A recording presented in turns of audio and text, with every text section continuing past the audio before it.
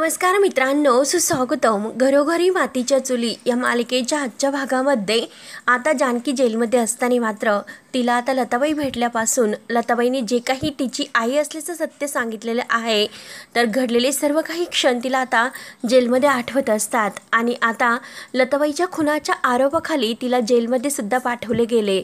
Inspector साहेबसुद्धा जे काही म्हणलेले आहे, जानकीवर जे काही खोटे आरोप करण्यात आले ते सर्व क्षण आता जानकीला आठवतात. जानकी आता खूप रडत असते की तिला असे वाटते की खरंच म्हणजे इतक्या दिवसातून आपली आई आपल्याला भेटली पण तरी सुद्धा आपण तिची साथ देऊ शकलो नाही, म्हणून याचं आता जानकीला खूप वाईट वाटतं.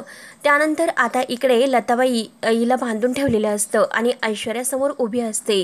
तर लताबाई आता ऐश्वर्याला म्हणते की हे बघ ऐश्वर्या, मी तुझी चाकरी करायला तयार आहे, तू जे सांगेल ते ऐकायला तयार आहे, परंतु माझ्या लेकीला सोड ग. हवं तर तू माझा जीव घे, परंतु माझ्या लेकीला त्रास देऊ नको. तेव्हा आता ऐश्वर्या म्हणते की हो, आणि हे बघ अगं, मला बळी देण्यासाठी येथे बोकड मिळतोय, मग मी माशीला कशाला अगदी मारू. आणि माशीच आहे मी ती माझ्यासाठी, की दुधात अलगद पडणारी ही माशी मी अलगद उचलली आणि लगेच असं चिमटीत उचलून फेकून दिलं. तेव्हा आता लताबाई रागानेच बघत असते. तर ऐश्वर्या म्हणते की काय ग, तू अशी का बघतेस, केव्हापासून मी तुला हे समजवण्याचा प्रयत्न करते, मग तुला काही कळत नाही का. तर लताबाई आता ऐश्वर्याच्या तोंडाकडे सुद्धा बघत नाही.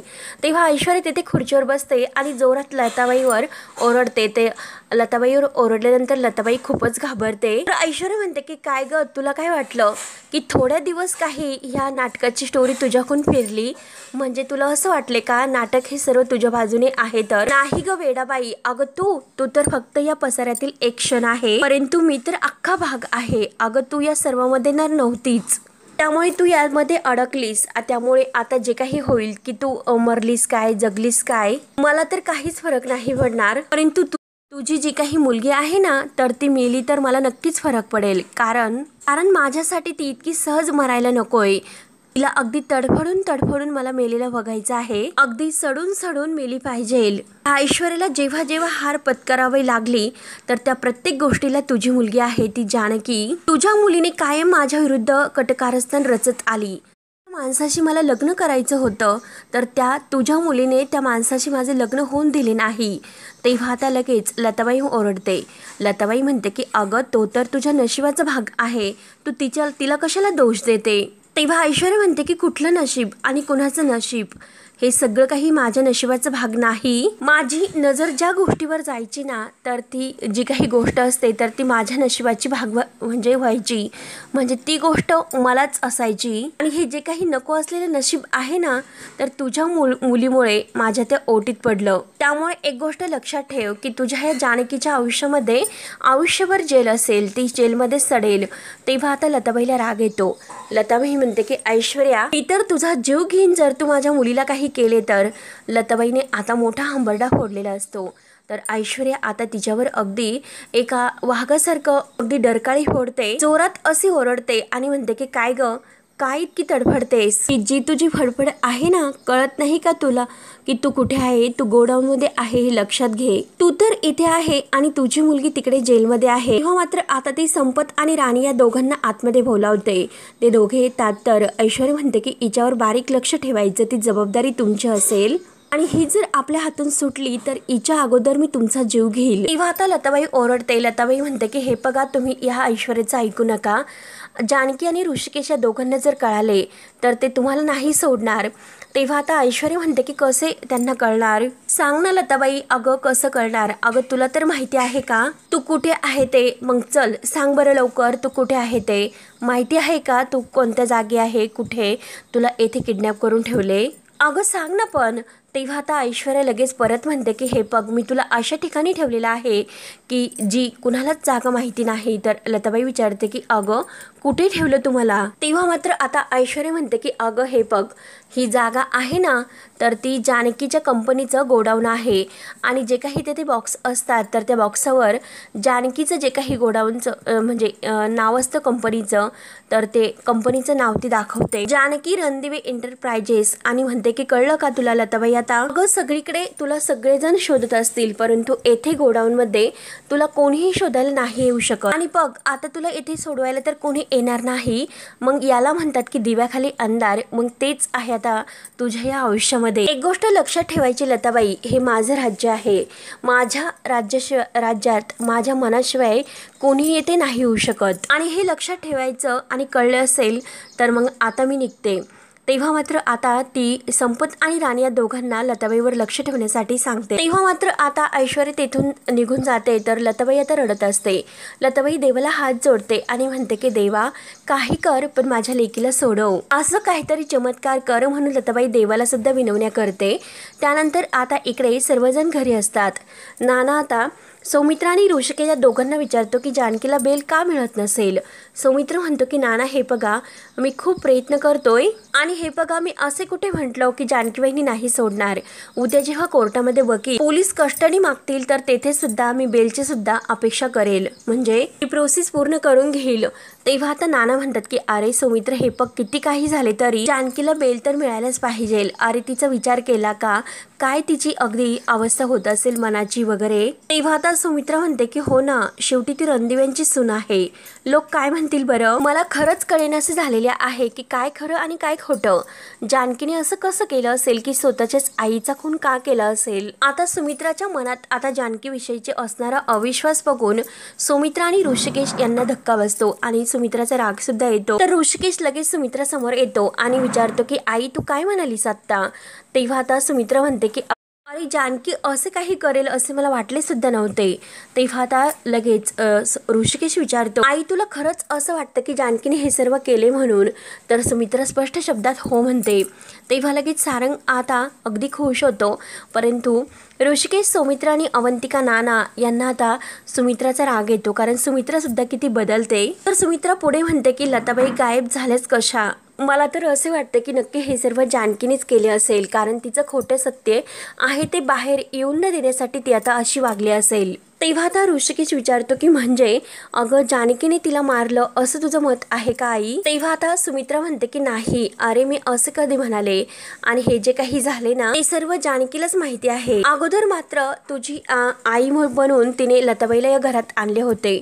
सारंग तर लगेच होला हो करत असतो. सुमित्रा पुढे म्हणते की नंतर तर काय माझी आई माझी माई म्हणून ती सर्वांसमोर नाचली, आणि मग आपण नक्की काय विचार करायचा. तेव्हा आता हे ऐकून ऋषिकेश म्हणतो की वा आई वा खरंच. अगं तुझ्या तोंडून तर एवढंच ऐकायचं बाकी होतं, आणि या घरात आल्यापासून त्या मुलीने फक्त आणि फक्त तुझं ऐकलेलं आहे. जितकं माझं तिने ऐकलं नाही तितकं तुझं ऐकलं. तुझ्या प्रत्येक गोष्टी तिने अगदी आपल्या आईप्रमाणे केले. तुला आई मानलं. तुला काय आवडतं काय आवडत नाही हे सगळं काही तिने लक्षात ठेवलं. तुझी औषधं काय तुझी पत्ते काय हे सर्व काही जानकीने लक्षात ठेवले होते. अगं तू आजारी असताना तुझ्या उशाशी बसून राहिली तर ती रात्र जागली तर ती होती जानकी होती. अगं तुला खाण्यात तर कढी आवडते, आमटीमध्ये गुळाचा खडा लागतो, आणि तुला मात्र आपल्या ह्या बागेतील जाईजुईचा गजरा आवडतो. पावसातून तू बाहेरून आतमध्ये आल्यानंतर तुला अगदी गरम गरम पाणी पायावर घ्यायला आवडतं, आणि हे सगळं मला माहिती आहे. आणि हे सर्व कोणी केले तर सर्व जानकी करत होती, आणि हे सगळं मला का माहिती आहे की जानकीचं सगळं काही ते पाठ असतं. जानकीने हे आतापर्यंत केले कारण प्रत्येक गोष्ट तिच्या लक्षात राहत होती. मला एक गोष्ट सांग, या घरात अजून कोणी इतकी काळजी घेतली का जितकी जानकीने घेतलेली आहे म्हणून. शेवटी हे बघ अगं उदाहरण घे की तुळस कितीही चांगली असली तरी सुद्धा शेवटी ती घराच्या बाहेरच असते. तसेच तुझं आहे, कारण आजकाल जरी काही घडले तर सर्व काही तुझे जानकीला जबाबदार ठरवते. परंतु नात्याच्या दुष्काळात सुद्धा जानकीने तुझी जी तुळस आहे तर ती कधी सुकून दिलेली नाही, ही गोष्ट लक्षात ठेवा आई. अगं तू तर काय केलं होतं आई, जानकीवर अविश्वास दाखवून तिला हाताला धरून घराच्या बाहेर काढलं होतं. पण तरी सुद्धा जानकीने आतापर्यंत मनामध्ये तुझ्याबद्दल तू अशी वागली त्याची कोणतीही आडी तिने ठेवली नाही. कायम तुला ती आईच म्हणत होती आणि आई असल्याचंच अगदी प्रेम देत होती. अगं या घरातील मान तुझा आई कधीच कमी होऊन दिला नाही. एक पोटची पोरगी असेल तर ती सुद्धा एका आईचं इतकं करू शकत नाही इतकं जानकीने तुझ्यासाठी केलेलं आहे, आणि आज तू तिच्या विरोधात बोलते. आई हे सर्व तू विसरलीस का. एखाद्याची नाव जर बुडायला लागली तर सगळ्यात अगोदर त्याच्या जवळचे लोक निघून जातात, हे मात्र कळून देते जानकीला सुद्धा. त्या जगामध्ये तिला इतकी फुरसट वागण्याची अगदी ही शिक्षा मिळते, आणि तिला ही शिक्षा तर मिळायलाच हवी. परंतु आई अगं एकच गोष्ट तू लक्षात ठेव, जानकीने फक्त एक हाक दिली तर अख्खं गाव तिच्या मदतीसाठी धावून येईल. आणि तरी सुद्धा अशा जानकीच्या बद्दल तुझ्या मनामध्ये इतका मोठा संशय आहे तर अगं तिचं नाव जानकी आहे म्हणून आई तूच सांग की तिने किती वेळेस अग्निपरीक्षा द्यायची. तेव्हा आता ऋषिकेशचे हे बोलणं ऐकून सुमित्रा म्हणते की हे बघ ऋषिकेश. तेव्हा आता लगेच ऋषिकेश म्हणतो की अगं ती फक्त माझी बायको आहे म्हणून मी तिचं हे बोलणं म्हणजे तुला सांगतो असं नाही, तिच्याबद्दल बोलतो. परंतु आजपर्यंत जानकीने या घराला वाचवण्यासाठी जे काही केलं ना तर आजपर्यंत आपल्यामध्ये कोणीही असं या घरासाठी काही केलेले नाही म्हणून हे सर्व मी बोलतो. आणि नानांना सुद्धा हेच मान्य असेल. नानांचा जीव तर अगदी जानकीने वाचवला. ऐश्वर्याने तर काय केलं होतं, नानांना अगदी जिन्यावरून पायरीवरून ढकलून दिले होते, हे सिद्ध झालं होतं. आणि तरी सुद्धा तो आई जानकीवर संशय घेते. त्यामुळे आई आता बास कर, माझ्या 2 थोबाडीत मार, मला हवं तर काही पण बोल, परंतु जानकीबद्दल आता एकही अपशब्द बोलू नकोस प्लीज. आई मी रिक्वेस्ट करतो की पण जानकीबद्दल असे वाईट शब्द वापरू नकोस. आता ऋषिकेश खूप चिडलेला असतो तर सौमित्र त्याला म्हणतो की हे बघ दादा, स्वतःला शांत कर, सांभाळ स्वतःला. तेव्हा आता लगेच ऋषिकेश म्हणतो की अरे सौमित्र हे बघ, मला सुद्धा हे सर्व बोलायला नाही आवडत रे, परंतु आईने सुद्धा थोडंसं समजून घ्यायला हवे. आणि नाही, या घरामध्ये फक्त कोणी आता म्हणजे जानकीला समजून घेत नाही तर जानकीने आतापर्यंत या घरासाठी किती काही केले. आणि जेव्हापासून मी सावत्र आहे ते जेव्हापासून हे कळालं तेव्हापासून घरातील प्रत्येक गोष्टी बदललेल्या आहेत. तेव्हा आता ऋषिकेश लगेच सुमित्रासमोर येतो आणि हात जोडतो. आई मी जर जास्त बोललो असेल तर मला माफ कर. तेव्हा आता सुमित्रा अगदी गोंधळून जाते तर सुमित्रा खाली बघत असते. ऋषिकेश म्हणतो की आई हे बघ, एक नवरा म्हणून मी जानकीच्या बाजूने उभं नाही राहिलो तर आता खरंच एक नवरा म्हणून मी तिच्या नजरेला नजर कधीच मिळू शकणार नाही म्हणून. असे बोलून ऋषिकेश आपल्या रूममध्ये येतो तर लगेच आता ओवीही रडत असते. ओवी लगेच आता बाबा म्हणून बाबाला घट्ट मिठी मारते. ऋषिकेश तिला जवळ घेतो आणि विचारतो की काय ग बाळा, काय झालं, का रडतेस तू. तेव्हा आता ओवी रडतच विचारते की बाबा आई कुठे आहे आणि ती कधी येईल. तेव्हा आता ऋषिकेश शांतपणे ओवीला जवळ घेतो, तिच्या डोळ्यातील पाणी पुसतो आणि सांगतो की हे बघ आई, अगं तुझी आई ही कामासाठी बाहेर गेलेली आहे, लवकरच परत येईल. तेव्हा आता ओवी म्हणते की गुलाब काका आहे ना, तर ते सगुना काकूला सांगत होते की आईला पोलीस घेऊन गेलेत म्हणून. आणि जोपर्यंत आई मला तिच्या मांडीवर डोकं ठेवून झोपवणार नाही तर तोपर्यंत मला झोप नाही लागणार. एकतर आई घरी नाही, मग मी काय करू, मला झोप कशी लागेल. आणि जेव्हा ती माझ्या समोर असते तेव्हा कुठे माझा घरचा हा अभ्यास सुरू होत असतो. जेव्हा आई मला प्रेमाने भरवते तेव्हा माझ्या अंगी लागते म्हणजे पोट भरते. मग बाबा तुम्हीच सांगा की आई परत कधीच येणार नाही का. त्यावर त्या ऋषिकेश सुद्धा अगदी ओवीची ती रडवली अवस्था बघतो आणि त्याला सुद्धा खूप वाईट वाटत असतो. त्याचे सुद्धा डोळे भरून येतात. तेव्हा आता ऋषिकेश म्हणतो की नाही बाळा, असं काही होऊ शकत नाही. देवबाप्पा तर तिला आपल्यापासून जास्त दिवस लांब नाही ठेवू शकत. आणि हे बघ बाळा, अगं आई विना तुझं पान अडतं आणि तिच्याशिवाय माझा श्वास अडकतो. ऋषिकेशचे सुद्धा डोळे भरून येतात. तो सुद्धा आता ओवीप्रमाणे रडत असतो. त्याला सुद्धा जानकीची खूप आठवण येते. हे बघ बाळा, ती लवकरच येईल, तू काही काळजी करू नको आणि रडू नको. म्हणून आता तो ओवीला प्रेमाने समजावतो आणि तिला जवळ घेतो. आता ओवीला आपल्या आईची खूप आठवण येत असते. त्यानंतर आता इकडे जानकी मात्र जेलमध्ये, तिला सुद्धा आता आपल्या घरची खूप आठवण येते. ती सुद्धा रडत असते आणि लताबाईची सुद्धा तिला खूप अशी आठवण येत असते. त्यानंतर आता सुमित्रा तर लगेच रूममध्ये येते आणि खूप रडत असते. तिला ऋषिकेशच्या बोलण्याचा राग येतो आणि वाईट वाटते म्हणून ती आता खूप रडत असते. तर आता इकडे सारंग लगेच आणखीन तिचे कान भरत असतो. सारंग म्हणतो की अगं हे बघ, त्या ऋषिकेश दादाला अगदी वाण नाही तर त्या बायकोचा गुण लागलेला आहे. आई बघ ना, अगं त्याने तुझा विचार सुद्धा केला नाही, तुझ्याशी कसा बोलला तो. जेव्हा आई तो तुला बोलत होता ना तेव्हा मला खरंच त्याचा इतका राग येत होता.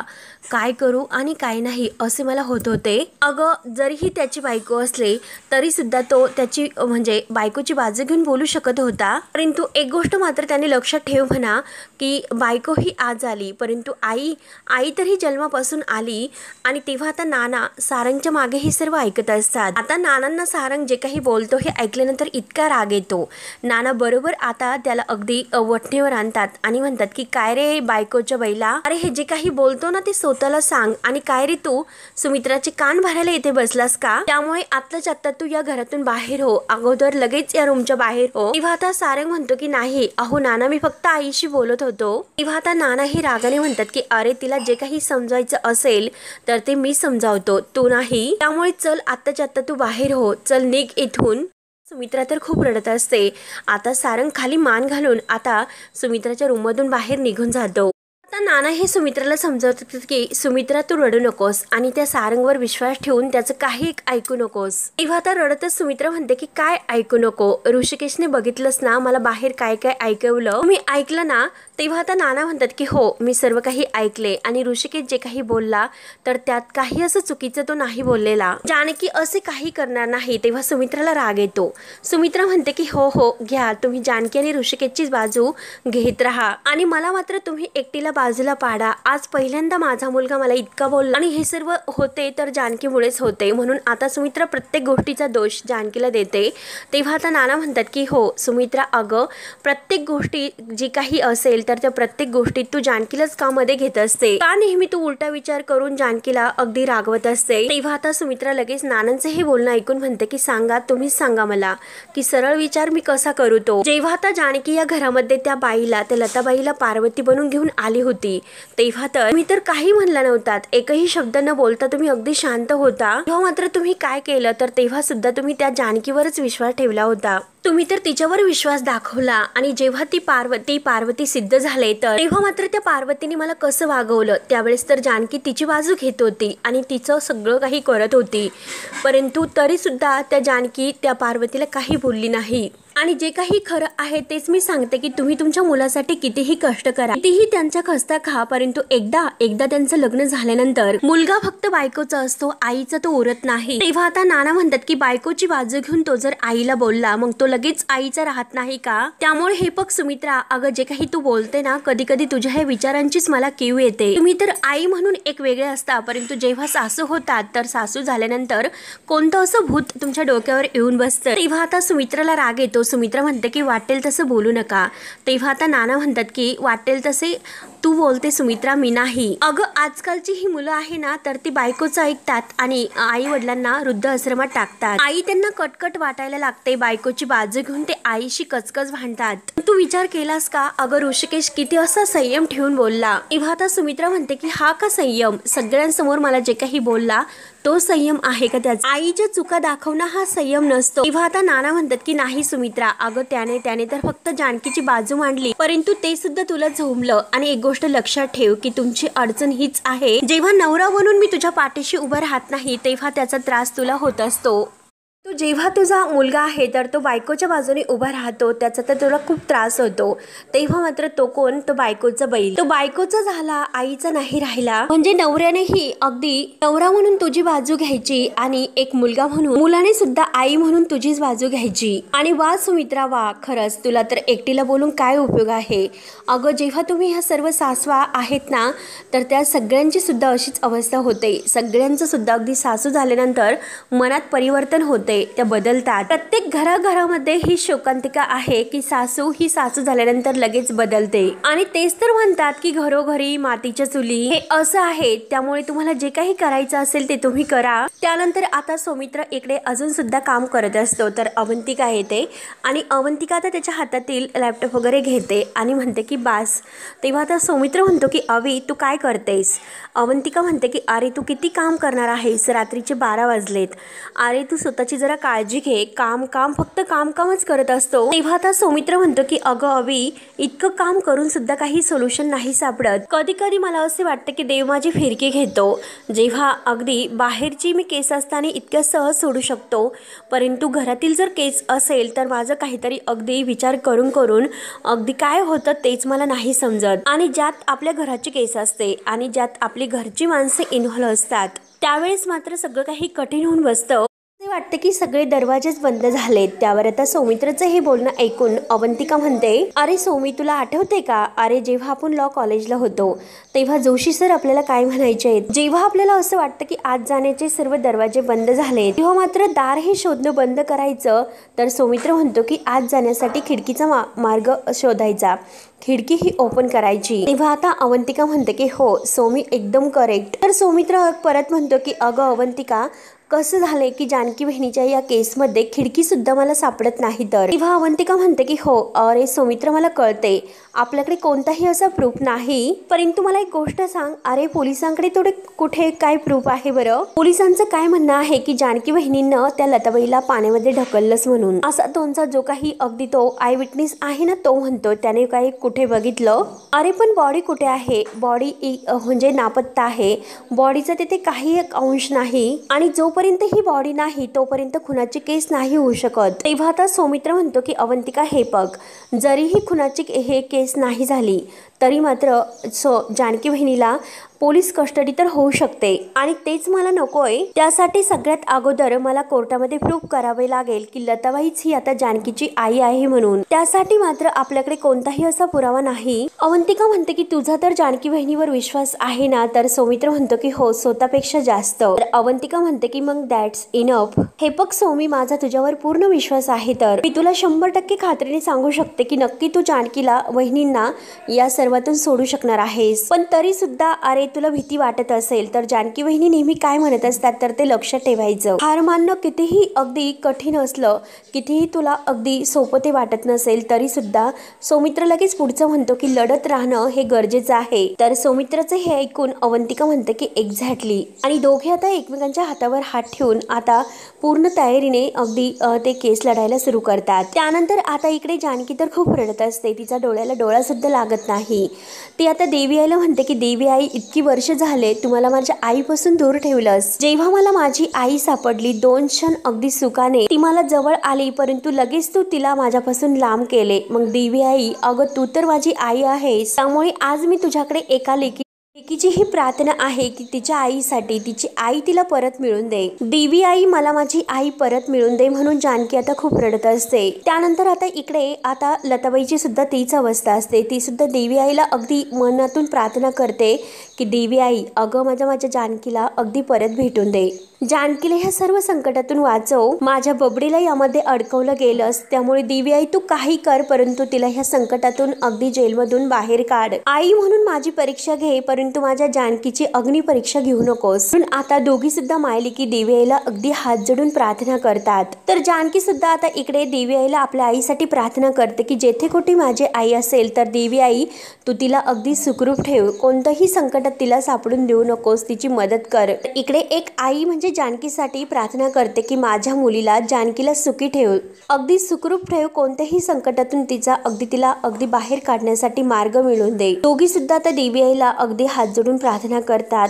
आणि शेवटी मित्रांनो हा भाग येथे संपतो. पुढील भागामध्ये ऐश्वर्या सारंगला म्हणते की आजपर्यंत तिने माझं जिरं हरम केलं होतं, आता त्या जानकीचं जिनं मी इथून पुढे हराम करणार आहे.